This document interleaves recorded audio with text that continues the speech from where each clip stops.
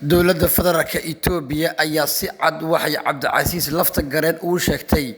in aanay xilliga ka difaaci karin ciidanka adag ee culeyska ku haya iyadoona Abiy Ahmed uu sheegay in xilligan uu cabsi weyn ka qabo xaaladda siyaasadeed ee deegaanada Koonfur Galbeed Soomaaliya ila kala duwan ayaa ku waramaya in lafta gareen iyo mas'uuliyiin ka tirsan Koonfur Galbeed ay si toos ah Itoobiya ay u sheegeen in xaaladda ay ka sii dari doonto magaalada xeebta leh ee Baraawe gobolka Shabeellaha Hoose caasimadda dhuwaha Koonfur Galbeed weligiin aanay maamulkaasi ku shaqeynin ay degi doonaan ciidan u dhashay dalka Masar taa oo keenaysa in culeys xooggan Itoobiya ku soo koro hay'ashee xukuumadda Abiy Ahmed ayaa waxay tilmaamtay in xilliga la joogo aanay farigelin karin xaaladda siyaasadeed ee Soomaaliya iyadoo ka cabsi qabta in culeys xooggan lagu saaro safarkii lafta gareen Itoobiya kaga soo ababaxay dhamaadkii bishii Ramadaan ee dhawaanna weedaaratay iyadoona wararka soo baxaya ay tilmaamayaan in ciidanka Itoobiya la wargeliyay in indhaha ay ka daawadaan xaaladaha iyo dhaqdhaqaaqyada iska soo horjeeda ee deegaanada maamulka Koonfur Galbeed Soomaaliya tusaalaha ugu dhow magaalooyin dhowr ah oo ciidanka Itoobiyaanku ay joogeen ayay si toos ah ciidanka Koonfur Galbeed garab kaga waayeen iyadoona saraakiisha ciidanka Itoobiyaanku ay sheegeen inay haystaan amar sare oo ka yimid dhanka ra'iisul wasaaraha Itoobiya Abiy Ahmed oo si toos ah ugu sheegay in aanay xilligan suuragal noqon karin in xaaladaha siyaasadeed ee Soomaaliya Itoobiya ay farageliso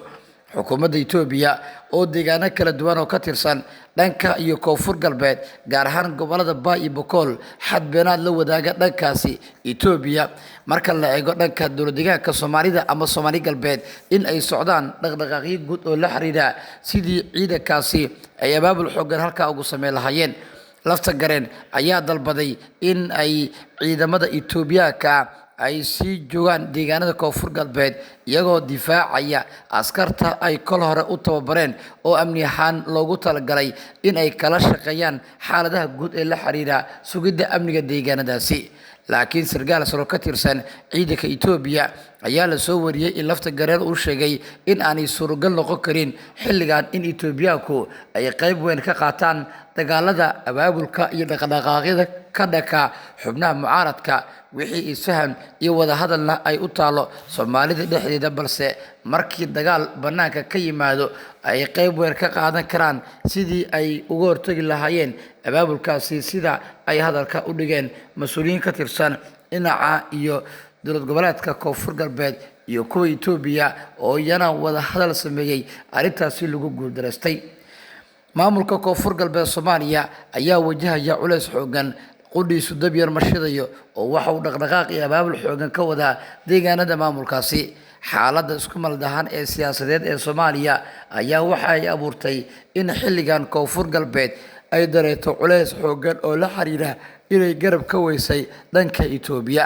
dhaqdhaqaaqyada ugu waaweyn ee ka jira dhanka iyo deegaano ka tirsan Koonfur Galbeed waa in xubnaha dhexdoodu ay xilligan bilaabeen in ay sameeyaan xiriiro kala duwan oo ay la wadaagayaan dhanka iyo ciidamada deegaanka kuwaas oo qaarkood tababar u xareysan lana doonayo in ay sugaan amniga dowladda Itoobiya ayaa si toos ah u diiday in ciidankii tababarka dhameystay ee xeriyada qaarkood ku sugnaa in loo soo fasaxo si ay qayb uga noqdaan abaabulka guud ee deegaanada Koonfur Galbeed una difaacaan maamulka Cabdicasiis Xasan Maxamed lafta gareen hogaamiyaha maamulka Koonfur Galbeed Soomaaliya hay'ashee ciidanka federaalka qudhoodu waxay wadaan dhaqdhaqaaqyo xooggan iyadoona galmudug ay markaan gacanta soo taagtay doonaysana in ay dhexdhexaadiso dowladda dhexe federaalka iyo Koonfur Galbeed madaxweyne ku-xigeenka maamulkaasi Cali Daahir Ciid oo khudbad jeediyay waxa uu sheegay in ay gogol dhigayaan magaalada Gaalkacyo haddii ay suuragali weysana